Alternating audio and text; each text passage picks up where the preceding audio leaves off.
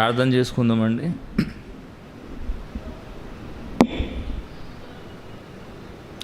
మమ్మల్ని మిక్కిలిగా ప్రేమించిన మా కన్న తండ్రి, మీ దయగల పాదములకు స్తుతి చెల్లిస్తున్నాం. ఈ 3 రోజుల సభలలో దేవా, నిన్నటి దినంన దిగ్విజయంగా మీరు జరిగించారు. మరలా 2వ దినమున ఉదయకాలమందు మీ యొక్క మాటలను మేము ఆలోచించుకొని చూడగా తగిన బుద్ధిని తగిన జ్ఞానాన్ని మాకు ప్రసాదించండి. మీ మాటలు విని మీ మాటలను విడిచిపెట్టక మీ మాటల ప్రకారం మేము బ్రతుకుచు మీరున్న లోకానికి త్వరపడే భాగ్యాన్ని మా అందరికీ ప్రసాదించండి. క్రీస్తు యేసు వారి పేరట ఈ ప్రార్థన మీకు సమర్పించి వేడుకుంటున్నాం తండ్రి, ఆమెన్. మరి వేదికను అలంకరించిన నాతో పాటు ప్రిన్సిపల్ గారు, నిజామాబాద్ ప్రిన్సిపల్ గారైన రాజుగారికి, అలాగే దైవజనులకు, చేరువచ్చిన మీ అందరికీ నా ప్రత్యేకమైన వందనాలండి. దేవుని పిల్లలారా, ఈరోజు ఈ సమయంలో మరొక పాఠాన్ని, ఒక సందర్భాన్ని మనం ఆలోచన చేద్దాం. దేవుని పరిశోధనలలో నిలిచిన వారే ధన్యుల. దేవుని పరిశోధన. మీ బైబిల్ అందరు తెరిచి యాకోబు గారు రాసిన పత్రిక, దయచేసి పిల్లలందరూ ఇక్కడ రండి. బైబిల్ తీసుకోండి. దయచేసి అక్కడెక్కడ తిరగొద్దు. కొన్ని నిమిషాలు దేవుని మాటలు మనం ఆలోచన చేద్దాం. బైబిల్ తీసుకోండి. బైబిల్ యాకోబు గారు రాసిన పత్రిక 1వ అధ్యాయము 12వ వచనాన్ని మనము చదువుదామండి.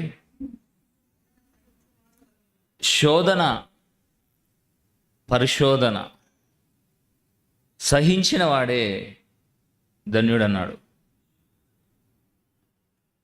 పాఠం అయిపోయిందండి. ఒకే రెఫరెన్స్తో పాఠానికి ఫుల్ స్టాప్. ఎలా ధన్యులైతారు, ఎలా సహించాలి అన్నది ఈ పాఠంలో మనం ఆలోచిద్దాం. దేవుని పరిశోధనలో నిలిచిన వారే ధన్యులు. దేవుని పిల్లలారా, భూమి మీద నేటికి 800 కోట్లకు పైచీలుగా ఉన్న వీరందరూ దేవుని పిల్లలే. దేవుడు ఎవరిని వదిలిపెట్టాడు. సమయము, సందర్భం వచ్చినప్పుడు ప్రతి ఒక్కరిని పరిశోధించాలి, తెలుసుకోవాలన్న తపన దేవునిలో ఉంటుంది. కానీ దేవుని పిల్లలుగా ఉన్న మనము ఎప్పుడు కూడా దేవుని శోధన సాతాను శోధిస్తుంది, దేవుడు పరిశోధిస్తాడు. బైబిల్లో ఆదికాండం నుండి ప్రకటన గ్రంథం వరకు మీరు ఏ సందర్భాలు చదివినను శోధన అనగానే సాతాను శోధిస్తుంది, దేవుడు పరిశోధిస్తాడు. దేవుడు పరిశోధించడానికి దేవుడికి పని పాట లేదనుకుంటున్నారా? మనకు పని పాటలు ఉంటాయి, అంతే కదండి. నిన్నటి దినాన 10 గంటలకు క్లాసులు ఆరంభమవుతాయని అధ్యక్షుల వారు ప్రకటించారు, అనౌన్స్మెంట్ చేశారు. కానీ భక్తులు 10 గంటలకు రావాలి, 10:30 అవుతుంది, ఇంకా ఎవరు కూడా రాలేరు. అంటే మనుషులకే పని పాటలు ఉంటాయి, కానీ దేవునికి పని పాటలు ఉండవు. ఈరోజు ప్రకృతిని నడిపిస్తుంది దేవుడు అన్న సంగతి నిన్నటి దినాన సభలో మొదటి మెసేజ్లో కానీ 2వ మెసేజ్లో కానీ మనం విన్నాం. అయితే దేవుని పిల్లలారా, దేవుడు ఎందుకు మనుషులను పరిశోధించాలి? దేవుడు మనుషులను, తన పిల్లలను ఎందుకు పరిశోధించాలి? పరిశోధించడం వెనుక కారణం ఏంటి? ఈరోజు మన పిల్లలను స్కూలుకు పంపిస్తున్నామండి. పంపిస్తున్నారు లేదా? చిన్న బుడ్డోన్నైనా నర్సరీ నుంచి 3 సంవత్సరాలు పడగానే స్కూల్కి పంపిస్తున్నాం. ఇక స్కూల్కి పంపించినప్పుడు అనునిత్యము నిరంతరము పాఠాలు బోధింపబడతాయి, పాఠాలు నేర్చుకుంటారు. అయినప్పటికీ కూడా వీడు సరిగా విన్నాడా, విన్న వాటిని వీడికి అర్థం చేసుకున్నాడా అని స్లిప్ టెస్టులు కానీ, వీకెండ్ టెస్టులు కానీ, నెలకొక టెస్టులు పెడతా ఉంటారండి. అదే పిల్లలను పరిశోధించడం అని అర్థం. వీడు ఎంతవరకు చదువుకున్నాడు, టీచర్సు ఉపాధ్యాయులు చెప్పే పాఠాన్ని ఎంతవరకు వీడు అర్థం చేసుకున్నాడన్న కోణంలోనే వారు టెస్టులు పెడతారండి. అందులో వీడికి ఎంత పర్సెంటేజ్ వచ్చింది, వీడు ఎన్ని మార్కులు సంపాదించాడు. ఒకవేళ ఎక్కువ మార్కులు సంపాదించాడు అనుకోండి, స్కూలులో అవన్నీ ప్రథమ స్థానంలో పెడతారు. అంటే వీడు స్కూలుకు అవసరమైన వాడు, స్కూలును ఒక మంచి స్థానంలో ఉంచేవాడు. అంటే ఈరోజు నుండి మొన్ననే 10th ఫలితాలు వచ్చాయి. ఎక్కువగా ఏ స్కూల్కు 10/10 వచ్చాయో పిల్లల తల్లిదండ్రులు ఆ స్కూల్ వైపు మొగ్గు చూపుతారు. అంటే ఈ స్కూల్లో చాలా చక్కగా చదువు చెప్తున్నారు కాబట్టి మంచి ర్యాంక్స్ వచ్చాయని. అలాగే దేవుని పిల్లలారా, భూమి మీద మనము స్టడీలో ఉన్నామన్న సంగతి ప్రతి ఒక్కరు మర్చిపోకూడదు. స్టడీలో ఉన్నాము, చదువుకుంటున్నాము. అదే ఆదికాండం నుండి ప్రకటన గ్రంథం వరకు మనకు దేవుడు సిలబస్ పాఠాలు ఇచ్చాడు. ఎంతవరకు చదువుకుంటున్నాం, ఎంతవరకు దేవుని మాటలను అర్థం చేసుకుంటున్నాం, ఎంతవరకు దేవుని కోసం మనం బ్రతుకుతున్నాం అన్నది దేవుడు అప్పుడప్పుడు స్లిప్ టెస్ట్ లాగా పరిశోధన చేస్తాడు. ఇక ఒకసారి కొరింథీయులకు రాసిన మొదటి పత్రిక చూద్దామండి.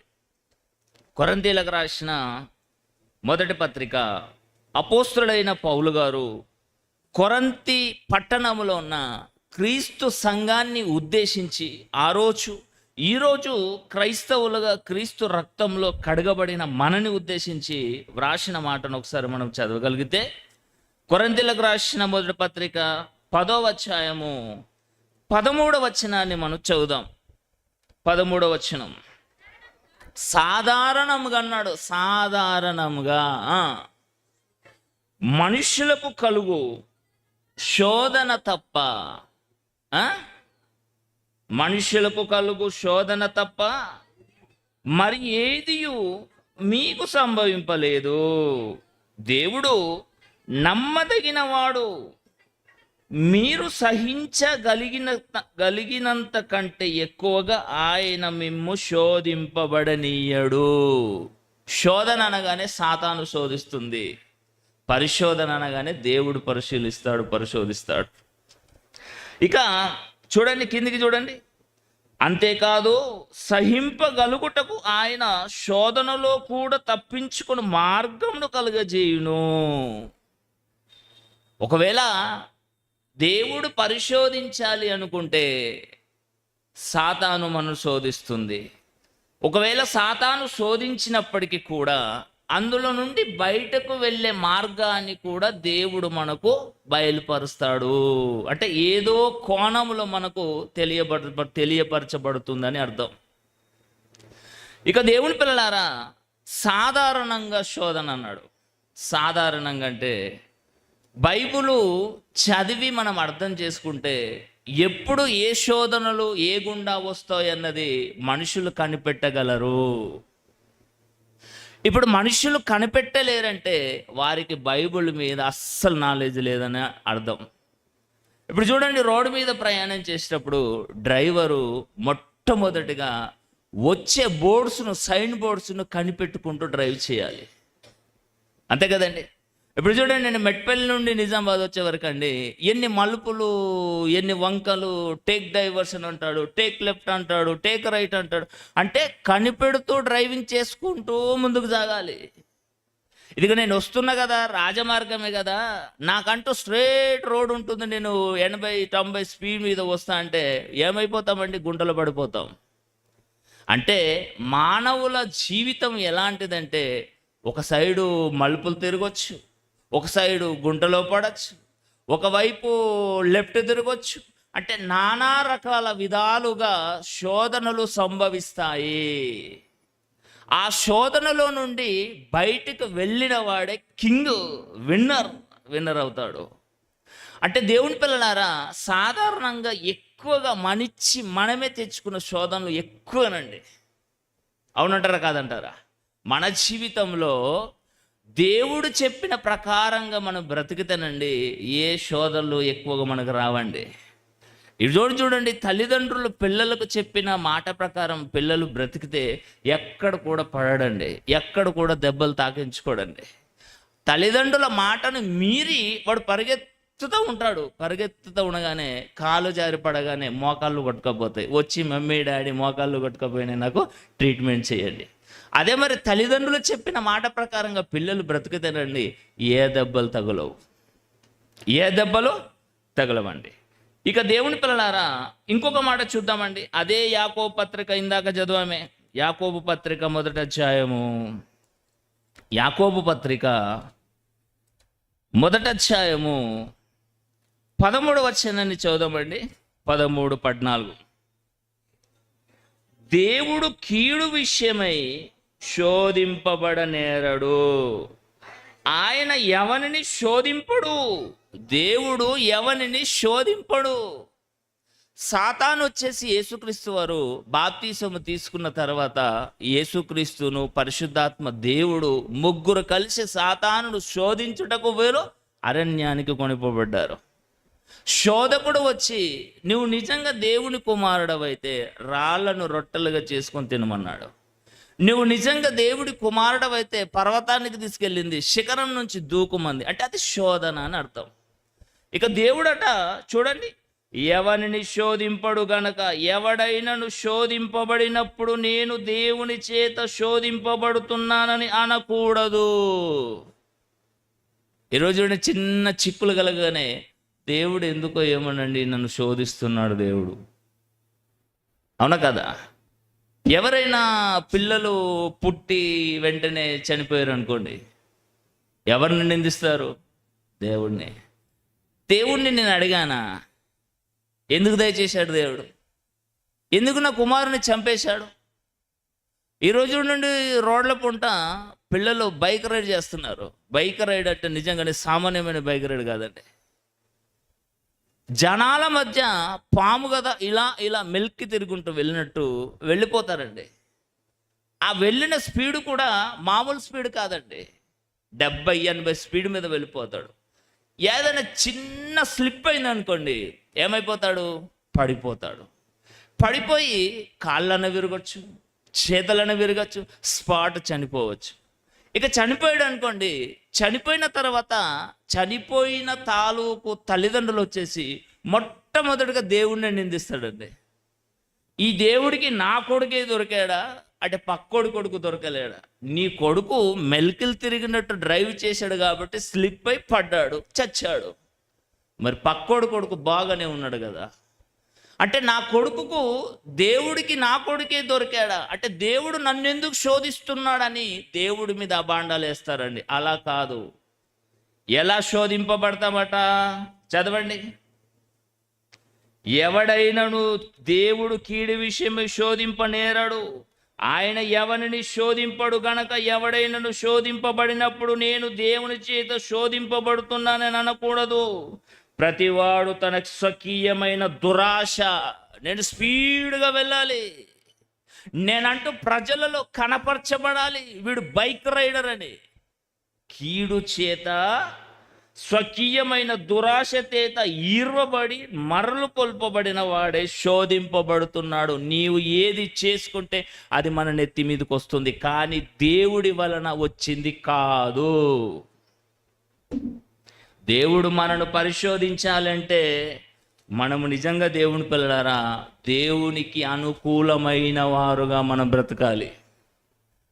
ఈరోజు క్రైస్తవ జీవితంలో మనమే సరిచేసుకోవాలండి అన్నది మనను ముందు చెక్ చేసుకుంటే ఇతరులకు ప్రకటించడానికి మంచి ఆస్కారం అవకాశం ఉంటుంది. ఇక 30 సంవత్సరాలు 20 సంవత్సరాలు క్రైస్తవ జీవితంలో ఎప్పుడైతే బాప్తిసము తీసుకున్నారో ఆనాట నుండి నేటి వరకు ఒకేలాగా ఉంటారండి. అప్డేట్ అన్నది ఉండదు, డెవలప్మెంట్ అన్నది ఉండదండి. అలాంటి వారిని దేవుడు వచ్చి పరిశోధిస్తాడండి. ఆలోచించండి దేవుని పిల్లారా.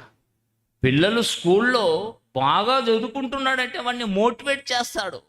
ఎందుకంటే వీడికి చాలా జ్ఞాపక శక్తి ఉంది, వీనికి చాలా ఇంట్రెస్ట్ ఉంది, వీనికి చాలా ఆసక్తి ఉంది. కాబట్టి వీరిని ముందంజలో ఉంచాలి.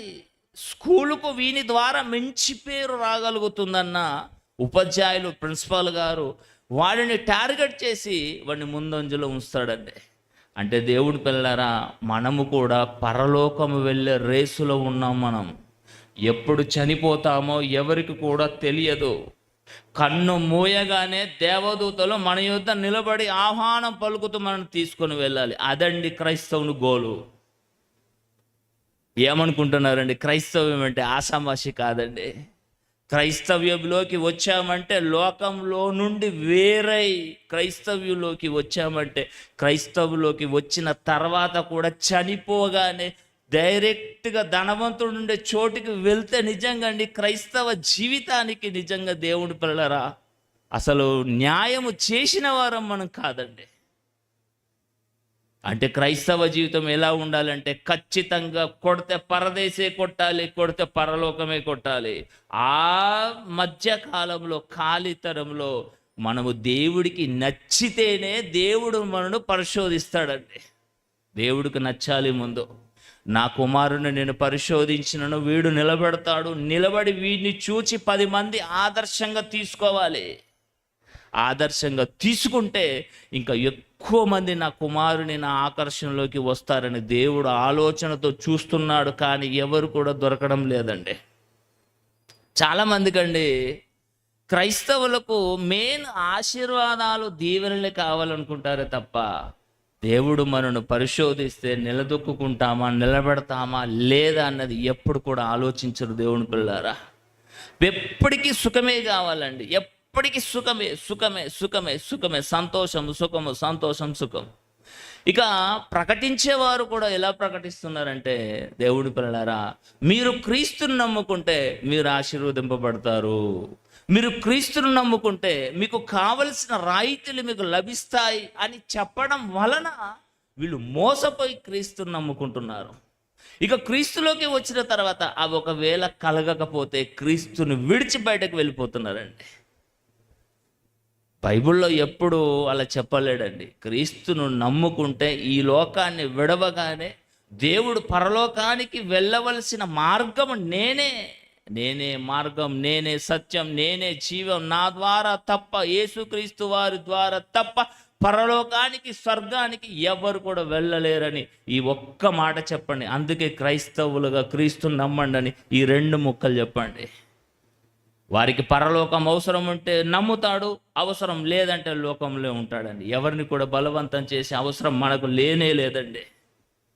కనుక దేవుని పిల్లారా, దేవుని పరిశోధనలో మనం నిలవాలి అంటే, దేవుడు మనను పరిశోధించాలి అంటే దేవునికి నచ్చిన వారిగా భూమి మీద బ్రతకాలి. అలా మనము బ్రతుకుతున్నామా? క్రీస్తులోకి ఎప్పుడైతే బాప్తిసము తీసుకున్న నాట నుండి నేటి వరకు దేవుడు బలా అని అన్న సిచ్యువేషన్స్ ఎప్పుడైనా మన జీవితంలో కలిగాయండి? ఆలోచించండి దేవుని పిల్లారా.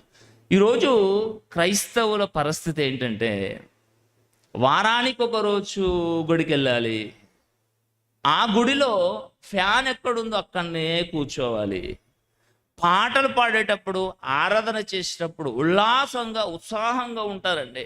ఎప్పుడైతే అయ్యగారు వాక్యం స్టార్ట్ చేశారో నిద్రావస్థలోకి వెళ్ళిపోతారండి.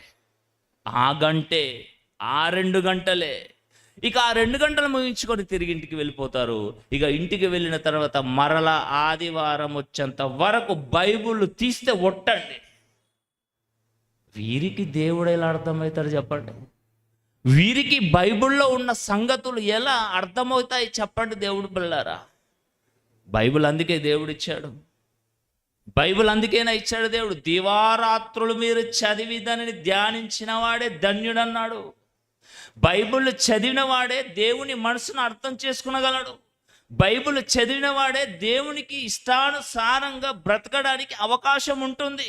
ఈరోజు ఎవరు బైబిల్ చదువుతున్నారు చెప్పండి?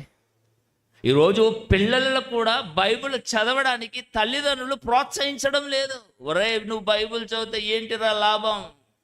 ఏదో మీ సిలబస్ పాఠాలు చదవరా, మంచి ర్యాంకులు కొట్టరా, మంచి కాలేజీలు జాయిన్ కారా, మంచి డిగ్రీలు చేయరా, డబ్బులు సంపాదించరా, బ్రతకాలి, తినాలి, చావాలి. చెయ్యండి, తప్పులేదు. లోక విద్యను కూడా అభ్యసింపజేయండి. లోక విద్యను అభ్యసింపజేయకపోతే ఇందులో ఉన్న వాక్యం అర్థం కాదు. ఇక దేవుని పిల్లలారా, దేవుడు పరిశోధించాలంటే, దేవునికి నచ్చిన వాడిగా ఉండాలంటే ఆది కాండం నుండి ప్రకటన గ్రంథం వరకు బైబిల్ చదవాలి. అప్పుడు చదివితే దేవుని మనసును మనం అర్థం చేసుకునగలము. మాకు చదువు రాదండి అంటే చదువు వచ్చే వారిని చదివించుకుంటూ మీరు వినండి. ఇక ఒక మాట మనం చూసుకుందామండి. ఆది కాండము 22వ అధ్యాయము. ఆది కాండము 22వ అధ్యాయము మొదటి నుంచి మనం చదువుదామండి. ఆది కాండము 22వ అధ్యాయము మొదటి వచనం. ఆ సంగతులు జరిగిన తర్వాత, నిజంగా దేవుని పిల్లలారా, ఈ అధ్యాయము మొదటి వచనం చదివినప్పుడు అండి అబ్రహాము గారు రిలాక్స్ అయిపోయాడండి. అమ్మయ్య, పిల్లలు లేరు అని తప్పించిపోయాడండి. పిల్లలు లేరు తప్పించిపోయాడు. శారమ్మ కూడా నేను గొడ్రాలను ఎంతో మనసులో క్షీణించిపోయిందండి. అప్పుడు దేవుడు ఆలోచించి 100 సంవత్సరం అండి అబ్రహాం గారికి, శారాయికి 90 సంవత్సరాలండి. 100 ఏండ్లు వచ్చేంత వరకు దేవుడు అబ్రహామును పరిశోధించాడా లేడా? అబ్రహాము గారికి పిల్లలను ఇయ్యాలి, అబ్రహాము గారికి ఇస్సాకును ఇవ్వకంటే ముందే అబ్రహామును ఏర్పరచుకొని, ఒకసారి నువ్వు ఇంట్లో నుండి బయటకు రా నాయన. ఎందుకు డాడీ అంటే, ఇట్రా చూపించాడు. ఆకాశ నక్షత్రాలను నీవు లెక్క పెట్టగలవా? నువ్వు ఒకవేళ లెక్క పెడితే నీ సంతానం కూడా ఆకాశ నక్షత్రాల కంటే ఎక్కువగా నేను ఇస్తానని దేవుడు మాటిచ్చాడు. మరి మాటిచ్చిన దేవుడు ఎందుకు అంతగా వెయిట్ చేశాడు అంటే, దేవుడు అబ్రహామును పరిశోధనలో నిలబెట్టాడు. అంటే అబ్రహాము గారు తొందరపడలేదు, కానీ శారాయే తొందరపడి తన పని మనిషిని అబ్రహాము గారికి ఇవ్వడం జరిగింది. కానీ అబ్రహాము గారు మాత్రము, దేవుని పిల్లలారా, దేవుని పరిశోధనలో నిలబడ్డాడు. అలా నిలబడి గెలిచి ఇస్సాకును తన గర్భవాసం గుండా భూమి మీదకి తీసుకొచ్చాడు. ఇక అన్నీ జరిగిపోయాయండి. ఇస్సాకు వచ్చాడు, ఇస్సాకుకు సునిధి చేయించాడు, అంత బాగుంది. ఇక రిలాక్స్ అయిపోయాడండి. ఇక ఇన్ని రోజులు నాకు గర్భము లేదు, పిల్లలు లేరు, నా వారసుడు లేదని ఎంతో బాధపడిన అబ్రహాము గారు ఇప్పుడు వారసుడు వచ్చాడు. వారసుడు వచ్చిన తర్వాత ఇక అబ్రహాము రిలాక్స్ అయిన టైం అండి. అందుకే చూడండి 22వ అధ్యాయం. ఆ సంగతులు జరిగిన తర్వాత దేవుడు అబ్రహామును పరిశోధించాడు. మరలా 2వ పరిశోధన అండి. కొడుకునిచ్చాడు. కొడుకునిచ్చిన తర్వాత మరలా ఆ కొడుకును నాకు ఇస్తావని అడగడం మొదలుపెట్టాడండి. చదవండి. ఎట్లనగా అతడు అబ్రహాముతో అని పిలవగా, అతడు చిత్తము ప్రభువా. అప్పుడు ఆయన, నీకు ఒక్కడయ్యున్న నీ కుమారుని అనగా నీవు ప్రేమించు ఇస్సాకును తీసుకొని మోరియా దేశమునకు వెళ్ళి, అక్కడ నేను నీతో చెప్పబోవు పర్వతములో ఒకదాని మీద దహన బలిగా అతనిని అర్పించమని చెప్పాడు దేవుడు. ఇక చెప్పగానే అబ్రహాము గారు శారాయి కూడా చెప్పలేడండి. అలా చెప్పక అబ్రహాము గారు దేవుడు చెప్పిన మాట ప్రకారము ఇక ప్రయాణమే కట్టాడండి. మారు మాట పలకలేడు, మారు ప్రశ్న దేవుడికి వేయలేడండి. దేవా, మరి ఇది నీకు న్యాయమేనా? 100 సంవత్సరాలైంది నేను 100 సంవత్సరాల ఈడు గలవాడనైన నాకు ఒకే సంతానాన్ని ఇచ్చావు, మరలా ఆ సంతానాన్ని కూడా తిరిగి దహన బలిగా అర్పించమంటున్నావు. మీకు ఏదైనా న్యాయమేనా తండ్రి? నేనేమైనా నాకు కుమారుడు కావాలని నేను అడిగానా? నేను అడుగుతా నువ్వు ఇచ్చావా? నీకిచ్చి నీవు బయటకు రా, ఆకాశ నక్షత్రాలను చూపించి నీ సంతానాన్ని ఇలా వృద్ధి చేస్తానని చెప్పినవాడవు నీవే కదా. అలా చెప్పి కుమారుణ్ణి ఇచ్చావు, మరలా నాకే దహన బలిగా అర్పించమంటున్నావు. ఇది మీకు న్యాయమేనా దేవా అని దేవునికి ప్రశ్నించలేడండి. అలా ప్రశ్నించక దేవుడు చెప్పిన ప్రకారము ఇస్సాకును పట్టుకొని గాడిదకు గంత కట్టి కట్టెల మోపు కట్టి దేవునికి దహన బలిగా ఇవ్వడానికి ప్రయాణం కట్టాడండి. చూడండి, ఇంకా కిందికి రండి. 7వ వచనం. ఇద్దరు పని వాళ్ళను ఎంబడబెట్టుకున్నాడండి. ఇక దేవుడు చెప్పిన స్థలం వచ్చిందండి. 7వ వచనం చూడండి.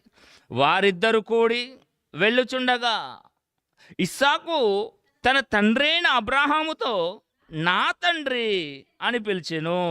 అందుకతడు ఏమి నా కుమారుడా నేను. అప్పుడతడు నిప్పును కట్టెలును ఉన్నవి కానీ దహన బలికి గొర్రెపిల్ల ఏది? ఇస్సాకు గారికి తెలియదండి పాపం. ఇస్సాకు గారికి తెలియదు. ఇస్సాకు గారి మీదనే కట్టెల మోపు పెట్టి తీసుకొని వెళ్ళిపోతున్నాడు. పైకి వెళ్ళాలి కదండి పర్వతం మీదకి. పని వాళ్ళను గాడిదను అక్కడ ఉంచాడు, కొడుకుని తీసుకొని వెళ్ళిపోతున్నాడు. ఇక ఇస్సాకు గారికి ఒక డౌట్ వచ్చింది. ఏంటి మరి కట్టెల మోపు ఉంది, నిప్పు ఉంది, మరి దహన బలి అర్పించడానికి గొర్రెపిల్ల లేదు కదా, మరి గొర్రెపిల్ల లేదని తండ్రి గారిని అడిగినప్పుడు నిజంగా దేవుని పిల్లలారా, ముసలితనమైన అబ్రహాము గారు ఎంత బాధపడ్డొచ్చాడండి, ఎంత మనసులో కృంగిపోయి ఉండొచ్చండి. ఒకవేళ నా కుమారుడికి తెలియదు, నా కుమారుడికి ఒకవేళ నేను చెప్తే అమ్మ బాబోయ్ నన్నే నువ్వు దహన బలిగా అర్పిస్తావని వెనక్కి పరిగెత్తితే దేవుడికి ఇచ్చిన మాట నేను తప్పినవాడనవుతాను. ఇస్సాకుకు చెప్పలేడండి. దహన బలికి దేవుడే చూసుకుంటాడు నాయన, మనం పదండి అని చెప్పాడు. ఇక వెళ్ళిన తర్వాత చూడండి, 11వ వచనం చూడండి. 10 అప్పుడు అబ్రహాము తన కుమారుని 9వ వచనం. అలాగూ వారిద్దరు కూడి వెళ్ళి దేవుడు అతనితో చెప్పిన చోటికి వచ్చినప్పుడు అబ్రహాము అక్కడ బలిపీఠము కట్టి కట్టెలు చక్కగా పేర్చి తన కుమారుడకు ఇస్సాకును బంధించి ఆ పీఠముపై నున్న కట్టెల మీద ఉంచెను. నిజంగా ఈ ఇస్సాకును బంధించేటప్పుడు ఇస్సాకు మరి అబ్రహాం గారికి ప్రశ్న వేయలేడండి. ఏంటి నాయన నన్నే బలిస్తున్నావా, నేనే దొరికానా నీకు అని. ఈరోజు పిల్లలకు నుండి తల్లిదండ్రులు ఏమి మాట్లాడుకుంటున్నారో, తల్లిదండ్రులు ఏ రహస్యమైన కార్యక్రమాలు చేసుకుంటున్నారో ప్రతి ఒక్కటి పిల్లలు అబ్జర్వ్ చేస్తున్నారండి. ఈరోజు పిల్లలను పిల్లలుగా మనం చూడకూడదు. పిల్లలట కడుపులో ఉన్న పిల్లను కూడా ఏర్పాటు చేసేంత జ్ఞానవంతులట. మరి ఆ రోజుల్లో ఇస్సాకు తనను కట్టెల మోపు మీద పెట్టి కట్టినప్పుడు కూడా మరి మారు మాట పలకలేడు. ఎందుకండి? అలా మారు మాట పలికి కట్టబడిన ఇస్సాకు తన కట్లు తెంపుకొని ఒకవేళ పారిపోతే, అంటే తండ్రికి తగ్గ కుమారుడుగా విధేయతను చూపించాడండి ఇస్సాకు గారు. ఆలోచించండి. 100 సంవత్సరాల తర్వాత కుమారుణ్ణిచ్చి ఆ కుమారుణ్ణి మరలా నాకు దహన బలిగా అర్పించమన్నాడంటే పరిశోధనలో నిలవబడిన వాడే అబ్రహాము గారండి. అంటే దేవుడు పరిశోధించాలి అంటే దేవుడికి నచ్చిన వాడిగా బ్రతకాలి. నోవాహు కాలం అయింది. నోవాహు గర్భవాసంలో నుండి వచ్చిన 3 పిల్లలు, ఆ 3 పిల్లలలో నుండి షేము వంశవాళిలో నుండి వచ్చిన వాడే అబ్రహాం అండి. అబ్రహాము వచ్చేంత వరకు దేవుడు అజ్ఞాతవాసంలోకి వెళ్ళిపోయాడు. అంటే ఎవరు నా మాట వినేవారు కాదు. ఒకవేళ నేను పరిశోధించినను పరిశోధనలో నిలదొక్కునేవారు ఎవరు లేరు. అబ్రహాం వచ్చేంత వరకు దేవుడు వెయిట్ చేశాడు. అబ్రహాము వచ్చిన తర్వాత అబ్రహాము గర్భవాసంలో నుండి ఒక ప్రత్యేకమైన జనాన్ని తీసుకొని ప్రపంచానికి నేను చూపెడతానని దేవుడు కన్న కల. ఇక ఆలోచించండి, తన ఒక్కడైన కుమారుడు లేక 100 సంవత్సరము ఈడుగలవాడైనప్పుడు పుట్టిన కుమారుని ఎంత అపురూపంగా చూసుకుంటారండి. ఈరోజు చూడండి, కళ్ళ ముందు పెళ్ళయి 10 సంవత్సరాలైనా 20 సంవత్సరాలైనా చివరి దశలో ఉన్నప్పుడు ఎవరైనా పిల్లలను కంటే ఆ పిల్లలకు నిజంగా నడిస్తే నా కుమారుడికి నా కుమార్తెకు మట్టి అంటుకుంటుందేమో అని వాళ్ళ చేతుల్లో పెంచుకుంటారండి. లేక కనిన కుమారుడు, లేక పుట్టిన కుమార్తె అని. మరి అబ్రహాము గారు ఆ రోజుల్లో కూడా 100 సంవత్సరాలలో పుట్టిన కుమారుణ్ణి ఎంత అపురూపంగా చూసుకునేవాడు చెప్పండి. అపురూపంగా చూసుకున్న కుమారుణ్ణి కూడా దేవుడు బలడుగుతే కాదనకుండా వెళ్ళి బలర్పించడానికి సిద్ధపడ్డాడు. ఇది పరిశోధన కాదంటారా? ఈ పరిశోధనలో మరి అబ్రహాము గారు నిలబడ్డాడా? ఒకవేళ అబ్రహాము గారికి పరిశోధన ఎలా అయితే పరిశోధించాడో అటువంటి పరిస్థితి మనలో కలిగితే మనము నిలదొక్కుంటామా? అబ్రహాము ఏమనుకున్నాడంటే 100 సంవత్సరాలు అయింది అంత ముసలోనికి ఇచ్చిన దేవుడు ఈ ఇస్సాకును మరలా నేను దేవుడికే ఇస్తే మరలా నాకు ఇవ్వడన్న విశ్వాసం అండి, నమ్మకం. ఆ నమ్మకం ప్రతి ఒక్కరిలో కలగాలి దేవుడు పిల్లలారా. అందుకే విశ్వాసులకు తండ్రిగా పిలువబడ్డాడు అబ్రహాము గారు. ఈ మాట చదువుకున్నప్పుడు అండి ఈజీగా చదువుకుంటూ వెళ్ళిపోతున్నాం, కానీ కార్యాచరణ చేసేటప్పుడు ఎంత ఇబ్బందిగా ఉంటుందో ఒక్కసారి ఆలోచించండి. అబ్రహాము గారి స్థానంలో తండ్రిగా తల్లిగా ఒకవేళ మనముంటే, మనము 9 మాసాలు మోసి కని పెంచిన కుమారుణ్ణి దేవుడు బలి అర్పించాలి అంటే నిజంగా మనం ఆ కుమారుని తీసుకొని వెళ్ళి దేవుడు చెప్పిన చోట మనం బలి అర్పిస్తామండి. ఆలోచించండి దేవుని పిల్లలారా. బలి ప్రక్కన పెట్టండి, చంపడం ప్రక్కన పెట్టండి. ఈరోజు దేవుడిచ్చిన గర్భఫలాలను దేవుని కోసం పెంచమంటే తల్లిదండ్రులు ఎంత ఇబ్బంది పడుతున్నారు చెప్పండి. ఎంత ఇబ్బంది పడుతున్నారు, నొచ్చుకుంటున్నారండి హృదయంలో. ఎప్పుడు దేవుడైనా, ఎప్పుడు పిల్లలైనా, ఎప్పుడు దేవుడిచ్చిన బహుమానాన్ని దేవుడికి అర్పించాలా, అటువంటప్పుడు దేవుడు మాకు ఎందుకు ఇవ్వాలి అని దేవుడి మీద నోరు పాడేసుకుంటున్నారు దేవుని పిల్లారా. నిజంగా అటువంటి పరిశోధన మనకొస్తే నిజంగా మనం నిలదొక్కుంటామా? అలా నిలదొక్కున్న వాడే పరలోకానికి అర్హుడు. పరదేశకు వెళ్ళడానికి అర్హత పొందిన వారం అవుతాము.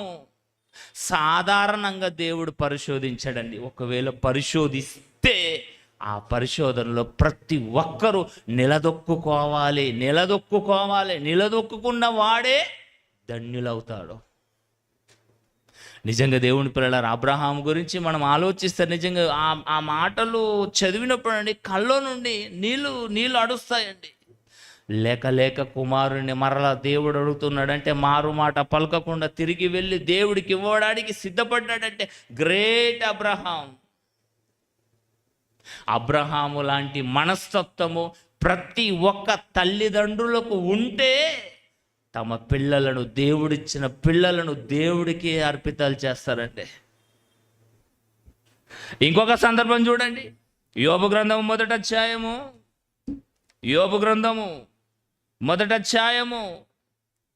1వ వచనాన్ని చూద్దామండి.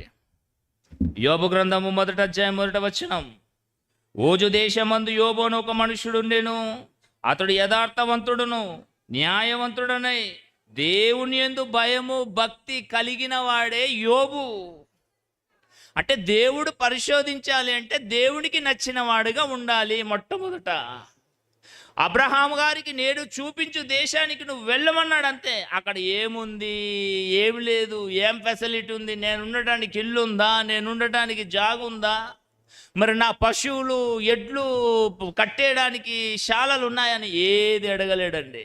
నీవు చూపించు దేశానికి, నేను చూపించు దేశానికి నువ్వు వెళ్ళమన్నప్పుడు అబ్రహాము గారు బోరి బిస్తా కట్టేసుకొని ప్రయాణం కట్టాడండి. యోబు గారు కూడానండి దేవుని యందు భయముతో భక్తితో కలిగి చెడుతనమును విసర్జించిన వాడు. అతనికి 7 కుమారులు, 3 కుమార్తెలు, అతనికి 7,000 గొర్రెలు, 3,000 ఒంటెలు, 500 జతలు, ఎడ్లు, బహు పనివారు కలిగి ఆస్తిగా నుండెను గనక తూర్పు దిక్కు జనులందరిలో అతడే గొప్పవాడుగా ఉండెను. గొప్పవాడండి, ధనవంతుడండి. ఊజు దేశం, ఒకప్పుడు ఊజు దేశం ఉండేది. ఇప్పుడు ఆ ఊజు దేశాన్ని కాస్త మస్కట్ దేశంగా మార్చారు. ఇప్పుడు మస్కట్ ఉందండి.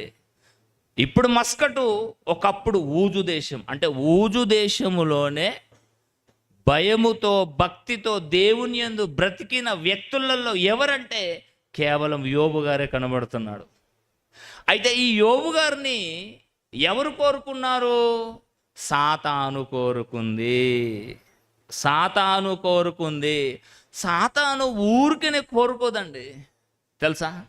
సాతాను ఊరికనే కోరుకోదు.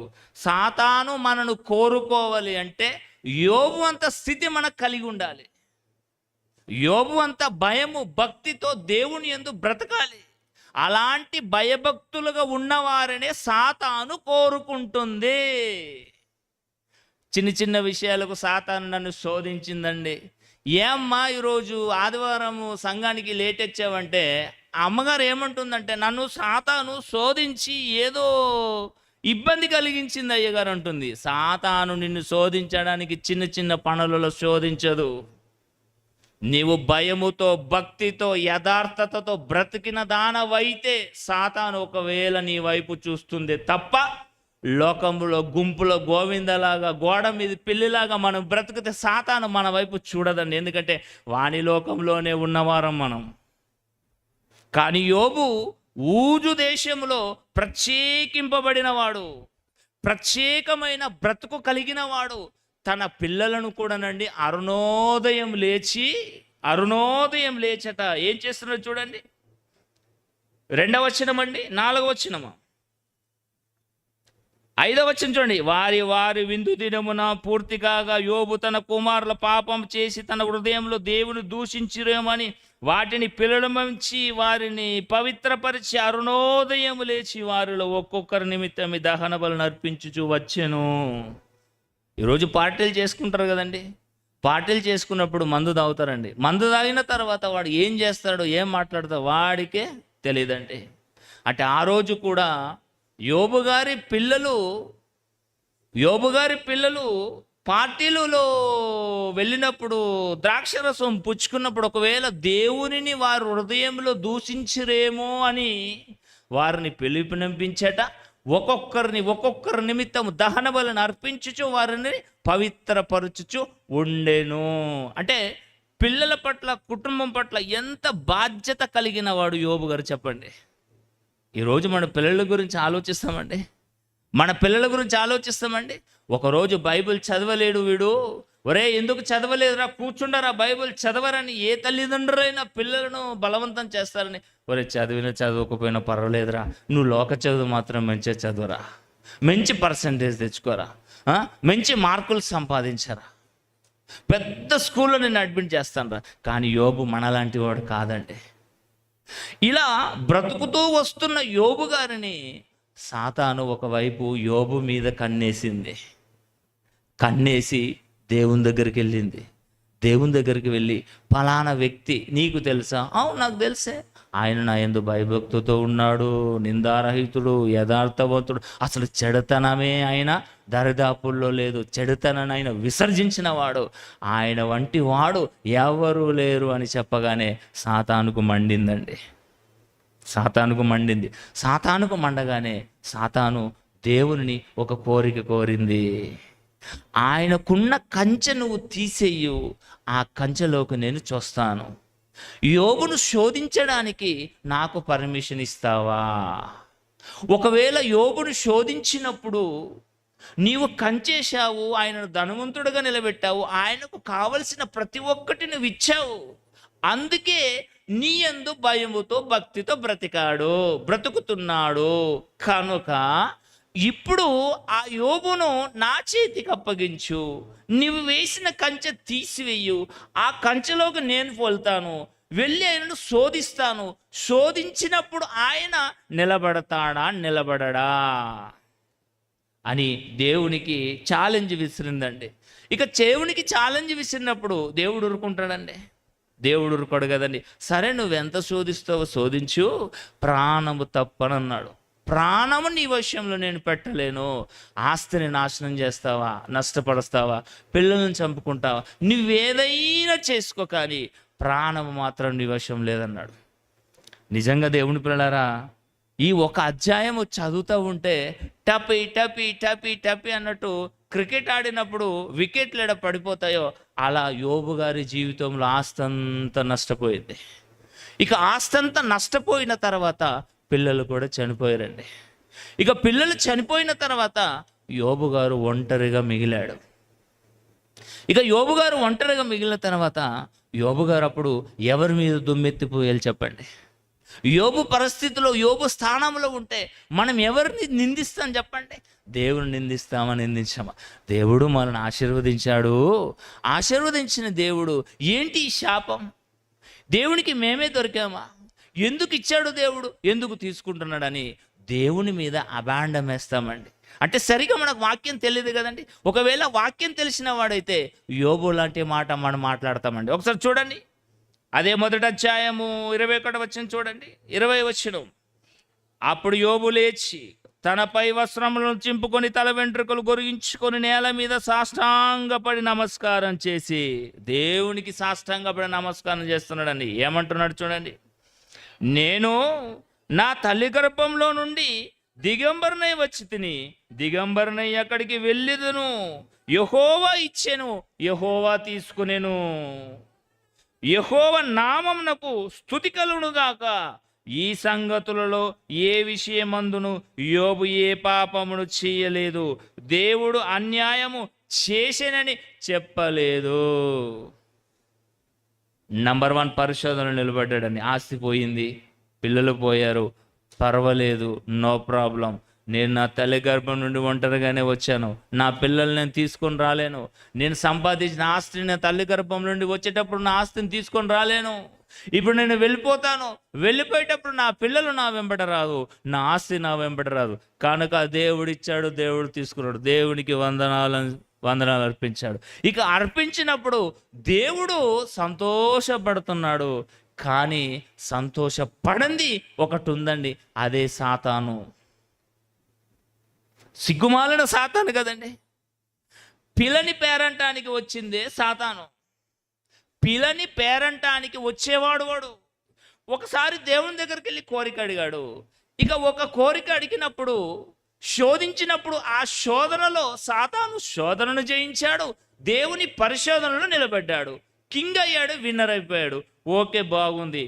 మరలా ఈ సిగ్గుమాలింది మరలా దేవుని దగ్గరికి వెళ్ళిందండి. దేవుని దగ్గరికి వెళ్ళి, మరి చూసావా, ఆస్తి పోతే, పిల్లలు పోతే నీ ముందే చీ అని దేవుణ్ణి దూషిస్తావన్నావే, నా కుమారుడు చేయమంట మాట్లాడో తెలుసా? యెహోవా ఇచ్చాడు, యెహోవా తీసుకున్నాడు, దేవునికి స్తుతి కలుగునుగాక అన్నాడు. ఇప్పుడు ఏంటి అనగానే, అవును బాగా చెప్పావులే తండ్రి కొడుకులు, ఆస్తి పోయినా, అంతస్తు పోయినా, పిల్లలు పోయినా, ఆయన శరీరం మాత్రం బాగుంది కదా. అంతే కదండి. ఎవరన్నా చూడండి, ఏదైనా గాయము అయినా కానీ, ఏదైనా ఆపరేషన్, కొంచెం ఓర్చుకొని ఆయన అదే మన దగ్గరకు వచ్చిందనుకో, నేను తట్టుకోలేకుండా పోతున్నాను బాబోయ్ అని పరిగెత్తిపోతాడండి. సాతానుకు బాగా తెలుసు, ఆస్తి పోయిందా అది బయటే, పిల్లలు పోయారా అది బయటే, కానీ యోబు నాకు కావాలి, యోబు శరీరం నాకు కావాలి, యోబు శరీరాన్ని నేను మొత్తుతాను, అప్పుడు నీ ముందరే చీ దేవుడని నిన్ను దూషించి వెళ్ళిపోతాడని చెప్పింది. అమ్మ నా సాతానా, నా కుమారుడు బాగున్నాడు, నా కుమారుడు శ్వాస పీల్చుకుంటున్నాడు, తింటున్నాడు, ఏదో తిన్నది అరిగించుకుంటున్నాడు, దేవుడు సంతోషంగా ఉంటే ఆ సంతోషాన్ని కూడా సాతాను దూరం చేయడానికి ప్లాన్ చేసిందండి. ఇక చూడండి 2వ అధ్యాయం దేవదూతలు యెహోవా సన్నిధి నిల్చుటకై వచ్చిన దినమొకటి స్థటించగా వారితో కూడా అపవాది యెహోవా సన్నిధి నిల్చుటకై వచ్చెను. యెహోవా నీవెక్కడి నుండి వచ్చితివని వారిని అడగగా అపవాది భూమిలో ఇటు అటు తిరుగులాడుచు అందులో సంచరించుచు వచ్చితనని యెహోవాకు ప్రత్యుత్తరం ఇచ్చిన. అందుకు యెహోవా, నీవు నా సేవకుడైన యోబు సంగతి ఆలోచించితివా?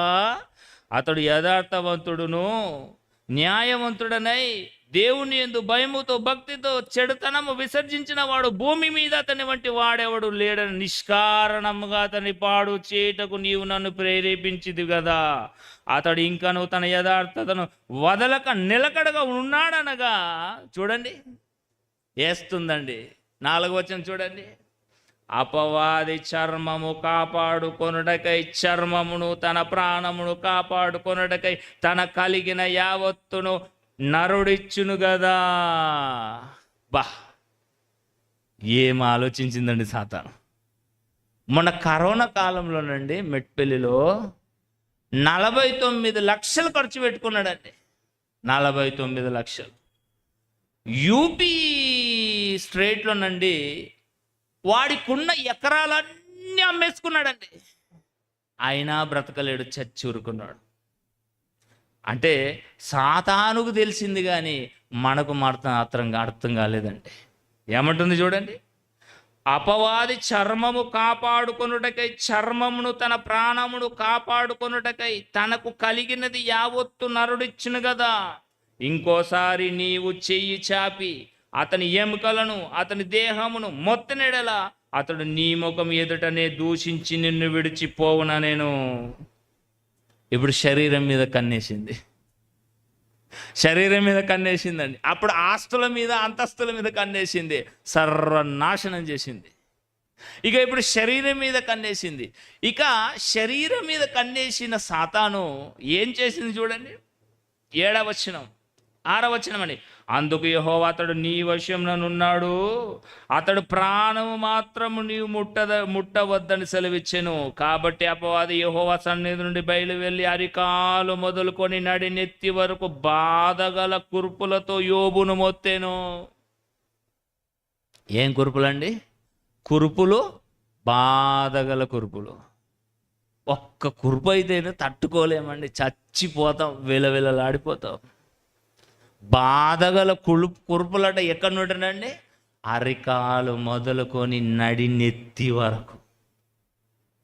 ఇక ఉంటుందండి నా స్వామి రంగా. ఎలా గోక్కోవాలట? గోకడానికి గోళ్ళు సరిపోవు, గోకతేనే ఆయమంటుంది. అవునా కాదండి? ఎవరికైనా దురద లేచినప్పుడు అండి, దురద పెట్టిన దగ్గర గోకండి, ఎంత ప్రశాంతంగా ఉంటుందో. గోకినప్పుడు ప్రశాంతంగా ఉంటుంది, కానీ గోకిన తర్వాత ఆ నొప్పి భరించలేమండి. మంట మంట మంట మంట, తేలుకుట్టిన మంటలాగా అయిపోతుందండి. ఇక యోబు గారు చూడండి, 8వ వచనం. అతడు ఒళ్ళు గోకుకొనుటకై చిల్లు పెంకను తీసుకొని బూడిదలో కూర్చుండగా.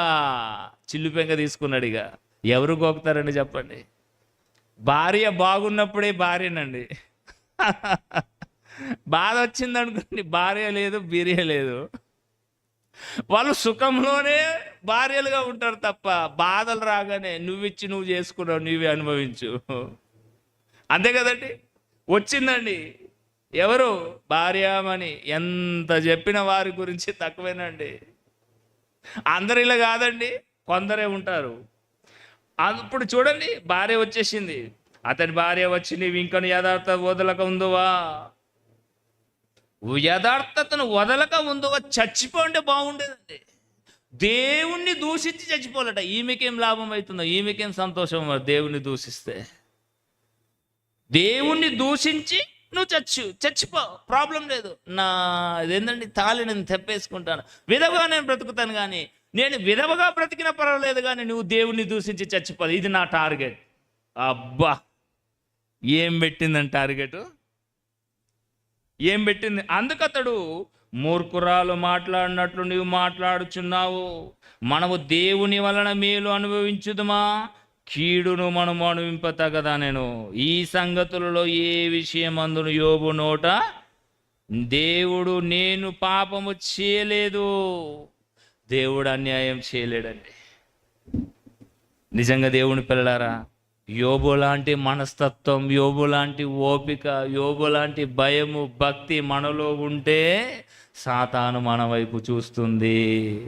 ఇక ఈ మాటలు విన్న తర్వాత ఇదేంది బాధ దేవా, ఆ భయభక్తులు లేకపోతేనే సాతాను మా వైపు చూడదు కదా, అలానే మేము బ్రతుకుతామని బ్రతికేరు, అలా బ్రతికినా కూడా నిజంగానే నష్టమేనండి. తెలుసా, పరలోకం చేరుకోలేము, చస్తే పరదేశి మనకు దక్కదు. అంటే ఇప్పుడు కొడదిల పడ్డ ఎలకలా ఉన్నదండి క్రైస్తవ పరిస్థితి, అవునా కదా చెప్పండి. వెనక చూస్తే నొయ్యి, ముందు చూస్తే ఏదండి ఏమంటారండి గొయ్యి. అంటే ఇప్పుడు మధ్యలో ఉన్నామండి. బాగా బ్రతుకుతేనేమో సాతాను మా వైపు చూస్తుంది, బాగా బ్రతకకపోతేనేమో పరలోకం రాదు, పరదేశీ రాదు. ఏంటి పరిస్థితి? ఏ నిర్ణయం తీసుకుంటారు చెప్పండి? ఏ నిర్ణయం తీసుకుంటారు చెప్పండి? చాలా పర్సంటేజ్లో మాట్లాడుతున్నారు ఏంటంటే, నీ చచ్చిన తర్వాత మనం ఏదైనా చూడొచ్చినవేంది, బ్రతికినప్పుడే బాగా బ్రతుకుతా అయిపోతుంది. అలా అనుకున్నాడండి ధనవంతుడు. ధనవంతుడు అలా అనుకొని లాజరు ఎదుటనే ఉన్నాడు. వాడెందుకు కృపలతో అంత దీన పరిస్థితుల్లో ఉన్నప్పుడు కూడా లాజరు దేవునికి ప్రార్థన చేయలేడండి. గ్రేట్ అండి. దేవా, ఈ పరిస్థితుల్లో నన్ను ఎంతకాలం ఉంచుతావు? వాడు చూడు ఎంత సుఖపడుతున్నాడు, వాడి జీవితం ఎలాగుంది, నా జీవితం ఇలాగుంది, ఎందుకు నన్ను ఇలా చేసావు దేవా అని దేవుడికి మొరపెట్టలేడండి. మనమైతే పక్కోడు డ్రెస్ బాగుందనుకోండి, దేవా దేవా మొరపెట్టడమే. పక్కవారి చీర బాగుందనుకోండి, ఇక ఆవిడ ప్రార్థన చేస్తుంది, ఎక్కి పడుకుంటూ ఏడుస్తుందండి, దేవా ఆవిడ చూడు, నాకు చూడు, ఏంటి పరిస్థితి, నేనే నీకు దొరికానా అని యోబు గారు ఏడ్చాడండి. లాజరు ఏడ్చాడండి. మీరు దేవుని పరిశోధనలో ఉన్నారు, దేవుని పరిశోధనలు ఉన్నారు. మరి దేవుని పరిశోధనలో ఉన్నప్పుడు నిలబడితే లాభం అవుతుందా, నష్టపోతారా చెప్పండి? లాభమా నష్టమా చెప్పండి? లాభమేనండి, లాభమేనండి. యోబు గ్రంథం 42వ అధ్యాయం అయిందా? టైం అయిందా సార్? యోబు గ్రంథము 42వ అధ్యాయము చూడండి. యోబు గ్రంథము 42వ అధ్యాయము 10వ వచనం చూడండి. 10వ వచనం నుంచి, మరియు యోబు తన స్నేహితుల నిమిత్తం ప్రార్థన చేసినప్పుడు యెహోవా అతని క్షేమస్థితిని మరలా అతనికి దయచేసేను. ఆ లిస్ట్ ఉంటుందండి. అప్పుడు 700 గొర్రెలు అయితే ఇప్పుడు 1400 జతల గొర్రెలు, అప్పుడు 2000 అయితే ఇప్పుడు 4000, డబల్ ఇచ్చేసాడు దేవుడు. ఎందుకు? నేను పెట్టిన పరిశోధనలో నా కుమారుడు నిలబడ్డాడు.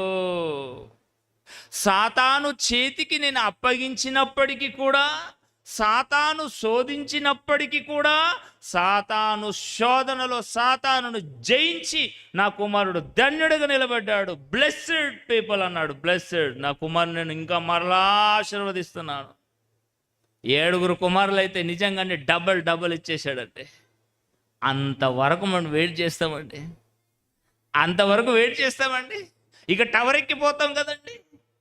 ఉపవాసాలు ఆరంభించమా, కొంచెం శ్రమలు వచ్చాయనుకోండి, టవర్ ఎక్కిపోయి ఉపవాస ప్రార్థన చేయడమే. ఏ భూమి మీద ఉంటే దేవుడికి విడబడదు కండి, దేవుడు చెవిటోడు కదండి మనలాగా. అంటే టవర్ ఎక్కిపోతారండి. అయ్యో మన టవర్ ఎక్కుతున్నారని ఎవరిని విమర్శించింది కాదండి దేవుడి పిల్లారా.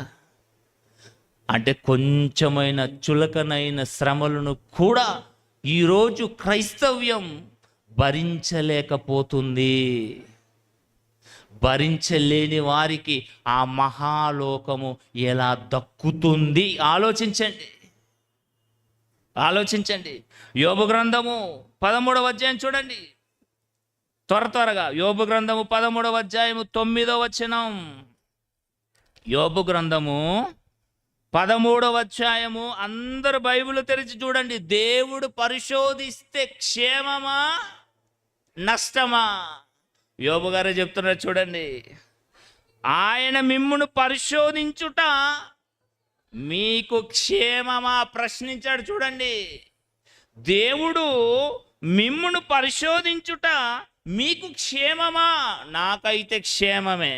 యోబు గారు అంటున్నారు, నాకైతే క్షేమమే, మీకు క్షేమమా కాదా? ప్రశ్నేశాడు. ఇంకా కిందికి చూడండి. లేక ఒకడు నరులను మోసము చేయునట్లు మీరు ఆయనను మోసము చేయుదురా. రెండో మాటనే చాలా మంది వినియోగించుకుంటున్నారండి. దేవుణ్ణే మోసం చేస్తున్నారండి. అవునా కాదా చెప్పండి? దేవుని మోసము చేసే మోసగాళ్ళం మనం. ఏమనుకుంటున్నారు? ఆయన మిమ్మల్ని పరిశోధించుట మీకు క్షేమం అన్నాడు. క్షేమమేనండి, నిలుస్తామండి గట్టిగా. అసలు శ్రమలే లేకుంటే క్రైస్తవుడైనదట ఏమయ్యాలట? బాధను అనుభవించాలి. దేవా మాకు బాధలొద్దు, దేవా దేవా మా బాధలు మేము తట్టుకోలేము తండ్రి మొరపెడుతున్నారండి. ఉపవాస ప్రార్థనలు చేస్తున్నారండి. కొంచెం శ్రమ వచ్చిన తట్టుకోలేని మనము నిజంగా సాతానుని ఎలా జయిస్తాం చెప్పండి? సాతానును జయించకపోతే యేసుక్రీస్తు వారికి మరలా తన ముందున్న స్థితి దక్కేది కాదు. నువ్వు దేవుని కుమారుడైతే దూకుమంది. ఒకవేళ దూకితే చచ్చూరుకుండేవాడు యేసుక్రీస్తు వారు తెలుసా? ఎందుకు దూకలేడు? నువ్వు నన్నంత మాట అంటావా? నేను దేవుని కుమారుని కాదంటావా? నేను దూకే చూపిస్తానంటే చచ్చూరుకుండేవాడు. అంటే సమయము సందర్భం అన్నది ప్రతి ఒక్కరికి తెలియాలి. సమయము సందర్భం అనేది ప్రతి ఒక్కరికి తెలియాలి. కీర్తన గ్రంథం 17వ అధ్యాయము, కీర్తన గ్రంథము 17వ అధ్యాయము 3వ వచనము చదవండి. రాత్రివేళ నీవు నన్ను దర్శించి నా హృదయము పరిశీలించితివి. రాత్రివేళ దేవుడు వస్తాడు, ప్రశాంతంగా మనం నిద్రపోతాం. చాలామంది అండి పడుకునేటప్పుడు ప్రార్థన చేసుకోరండి. ఇక కొందరు ప్రార్థన చేస్తారు. ఆ ప్రార్థనకు నమస్కారం. దేవా నేను పడుకుంటున్నాను, బంగారు దేవదూతలను నా మంచం వైపు ఉంచు తండ్రి, లేకపోతే నన్ను ఎవరైనా ఎత్తుకపోతారు తండ్రి. నిన్నెత్తుకపోయి ఎవరైనా చేసుకుంటారండి? ఏమంటున్నారు చూడండి. 17వ వచనం 3వ వచనం. రాత్రి వేళ నీవు నన్ను దర్శించి నా హృదయమును పరిశీలించితివి, నన్ను పరిశోధించితివి, నీకు ఏ దురాలోచనయు కానరాలేదు. దేవుడు అప్పుడప్పుడు వచ్చి పరిశీలిస్తాడటండి. అప్పుడప్పుడు వచ్చి మనమే ప్రశాంతంగా నిద్రపోతాం. తెల్లారి ఏం చెయ్యాలి అన్న టెన్షన్లోనేనండి. స్త్రీలు తల్లులు ఏం ఆలోచించుకుంటారో తెలుసండి? తెల్లారి నా కుటుంబానికి ఏ టిఫిన్ చేయాలి, ప్రొద్దున లేవగానే కసు నూకాలి, ప్రొద్దున లేవగానే అంట్లు తోమాలి. అందుకనే తొందరగా పడుకుందాం, ప్రశాంతంగా పడుకున్నప్పుడు దేవుడు వచ్చి పరిశీలించాడు అనుకోండి. పరిశీలన ఏం తేలుతుంది? అంట్లు తోమాలి తెల్లారి, కసు నూకాలి తెల్లారి, నా పిల్లలకు నా కుటుంబానికి ఏ టిఫిన్ పెట్టాలి. ఆ పరిశోధన నువ్వు తేలితే ఇక ఎందుకండి దేవుడి కుమార్తెగా నువ్వు పిలువబడతావా? ఇక పురుషుల దగ్గరకు వచ్చి దేవుడు రాత్రి వేళ ప్రశాంతంగా పడుకుంటాను, ఊరు మీద దున్నపోత లెక్క తిరిగొచ్చి పడుకుంటాడండి. ఇక పడుకొని మరల తెల్లారి ఏం ఆలోచించుకుంటూ పడుకుంటారో తెలుసండి? రేపు ఎక్కడికి వెళ్ళాలి, రేపు ఎక్కడ మకాం వెయ్యాలి, ఎవరిని మోసం చెయ్యాలి, ఎవరిని కొల్లగొట్టాలి అని మోసపూరితమైన ఆలోచనలో పడుకుంటాడు. దేవుడు వచ్చాడు అనుకోండి, వీడిని పరిశీలిద్దాం, వీని ఆలోచన ఎలా ఉన్నాయి, వీని మనస్తత్వం ఎలా ఉంది అని ఒకవేళ వచ్చాడు అనుకోండి, స్కానింగ్ చేసేసరికి మొత్తం బయటపడతాయి. ఎవరికి కూడా తెల్లారి లేవగానే ఎటైనా వెళ్ళాలి, దేవుని మాటలు చెప్పాలి, నా ఉద్యోగం చేసుకుంటూ కూడా దేవుని కోసం బ్రతకాలి, 10 మందికి సత్య సువార్తను ప్రకటించాలి, రేపు ఏదో ఒక కార్యక్రమం దేవుని కోసం తలపెట్టాలన్న ఆలోచనలో పండుకోవాలి. అప్పుడు ఒకవేళ దేవుడు వస్తే ఆలోచనలు చూచి అబ్బా బలానా కుమారుడు సంతోషపడతాడని మన పట్ల సంతోషపడతాడని. 139వ కీర్తన చూడండి. 139వ కీర్తన 139వ కీర్తన 1వ వచనం నుంచి, యెహోవా నీవు నన్ను పరిశోధించి తెలుసుకొని ఉన్నావు. నేను కూర్చుండుట, నేను లేచుట నీకు తెలియను. మనం అనుకుంటాం దేవుడికి ఏం తెలుసు అంటే దేవుడు ఆకాశంలో పరలోకంలో ఉన్నాడు, మనం భూలోకంలో ఉన్నాం. దేవునికి మనకు చాలా వ్యత్యాసం ఉందండి. మనం ఏది చేసినా దేవుడికి తెలియదని మనం అనుకుంటాం, కానీ ప్రతి ఒక్కటి దేవుడికి తెలిసిపోతుంది. ఏదైనా ఇప్పుడు చూడండి, ఇప్పుడు నేను ఒక వచనాన్ని తీసుకొని మాట్లాడతాను అనగానే దేవుడు కనిపెట్టాడు. పలానా వచనాన్ని మనోడు తీసుకొని మాట్లాడుతున్నాడు అని చెప్తాడు. మరి కుటుంబంలో కూర్చుండి ప్రణాళికలు వేసుకుంటారు కదండి, అది మంచియేనా చెడువా దేవునికి తెలియదా? ప్రతి ఒక్కటి దేవుడు మనుషులను పరిశోధించి తెలుసుకోవడానికి ఇష్టపడుతున్నాడు.